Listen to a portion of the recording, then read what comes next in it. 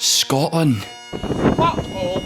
Your fucking phone, your fucking face. Land of bagpipes. Because if you take a tumble, you're taking a heater doing it. Shortbread. Try and get both your feet into the flashing and tiptoe down the flashing. And a factory of NFL kickers. Don't put too much weight on it, right? Where the fuck am I meant to put my weight? Wait, I can't put my weight in the roof, it's dead fun. I can't hold on to the bed. What am I meant to do with it? Oh, you don't do what for 5 minutes? You're fucking wank stain. Statistically, Scotland has more NFL kickers per capita than any other nation on earth, apart from America, obviously. The English see the Scots as a bunch of caber tossers, and the Scots see the English as a bunch of, well, tossers. But today, we put aside our differences and examine Scotland's stellar pedigree for churning out NFL caliber foot and ballsmen. Scotland and kicking have a long and storied history. Hadrian's Wall, built by the Romans in AD 122, was circumvented by the Celts as they would take turns to punt each other over the wall and attack the Romans, a practice known as kick and stab, or crackatoon in traditional Celtic. Unfortunately, the catapult was invented 200 years later and the practice died out. But many historians still contest that punting is deep-rooted in the Celtic psyche. Another example survives in mainstream Scottish culture today. In local Scottish law, when a boy reaches 16 years of age, his local village gather in a square or churchyard to watch him become a man in a ceremony known as the Hoof. The Hoof dates back to the 1600s and has been a cornerstone of Scottish culture ever since, just like shortbread and alcoholism. In order to progress into adulthood and complete the Hoof, the 16-year-old boy must punt a sheep or ewe over the church cleanly, without bouncing it off the spire or roof.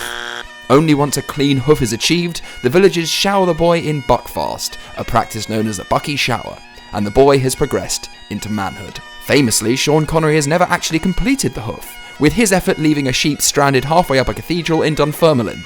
Subsequently, many still regard Sean Connery as a little boy, yet to become a man.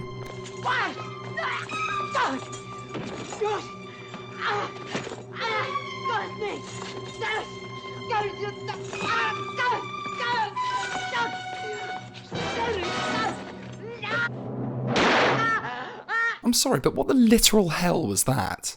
And why many Scots begrudgingly admit that Welshman Timothy Dalton was in fact the best Bond. But let's not get bogged down in history. Let's look at Scotland's most famous kickers. First up, everyone's favourite Viking and long-haired goddess, Jamie Gillen. Like Netflix, Jamie was born in 1997 and is now worth millions of dollars. Originally hailing from Inverness, or Inversneck to the locals, Jamie played rugby at Highland Rugby Club before attending Murchison Castle School in Edinburgh. He then moved to Leonardtown, Maryland in 2014 and played college football at Arkansas Pine Bluff after receiving a scholarship offer through a Facebook invitation. That's right, through Facebook. All I got was Farmville requests. In his career at Arkansas Pine Bluff, Jamie kicked over 9,000 yards and in a pre-draft workout popped 3 regulation-sized footballs. You would have thought his horse leg, long hair and penchant for Iron Brew would have got him drafted, but no siree. He went undrafted in 2019 until the Browns picked him up. After blasting a 74-yard punt against the Colts, he was named the starting punter for the Browns ahead of veteran punter Britton Colquitt, which is funny because his first name is Britton. What's the Tynes, Mr. Wolf? It's Lawrence Tynes! I don't care if you don't like it, make your own jokes. Lawrence Tynes was born in Greenock, which I've just looked up, and it's in Inverclyde. In Lawrence Tynes' long career, he won 2 Super Bowls and played football all over the map. He played all over the NFL with the Chiefs, Giants and Buccaneers. He played in the CFL with the Ottawa Renegades, and even had 2002 with the good old Scottish Claymores of NFL Europe, RIP. Nothing could stop Lawrence Tynes until he signed for the Tampa Bay Buccaneers and we gave him MRSA, RIP. I'm going to the fucking Super Bowl! That's right, Graham Gano of the Ravens, Las Vegas Locomotives, Washington Redskins, boo, Washington Football Team, Carolina Panthers, and now New York Giants. Graham Gano was born in Arbroath, Scotland. And why, I hear you cry? Because his father was in the United States Navy and he was stationed in Scotland. Yes, that's right, stationed in Scotland for the Great War between America and Scotland. And last but not least, good old Gavin Hastings.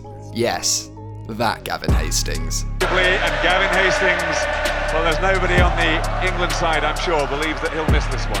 22 minutes gone, and England having just got level. Look as if they're going to go behind again.